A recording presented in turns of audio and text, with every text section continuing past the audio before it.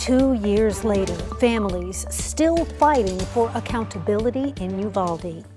Loved ones of the 21 victims of the Robb Elementary School massacre heard the findings of a new independent report today. And unlike previous rulings that have called the police response an abject or cascading failure, this one found none of the officers violated policy.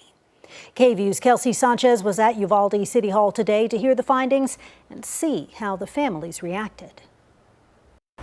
Quita, as we've seen in the past, this independent report left these Uvalde families without any answers and more frustration. Jesse Prado, a retired Austin police detective, conducted the investigation. The 182-page report focused on active shooter and SWAT training. But Prado said despite the lack of training, leadership, and equipment on May 24, 2022, no officers violated policy and they, quote, acted in good faith. Prado initially left the meeting, but families of the 21 victims demanded he come back so they could address him and Uvalde city leaders directly. Where did he go? Where did he go? He gave his report. He left. Bring him back! My niece is gone. Gone. I will never see her again.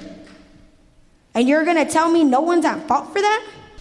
You paid this guy $100,000 for him to do his investigation, to come in here and just spit in our face. These officers need to be gone. These officers need to be gone. Clean house. Help us.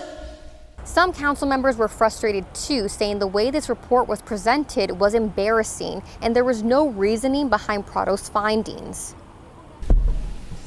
I'm sorry, but I don't accept this report without further explanation, and y'all shouldn't either.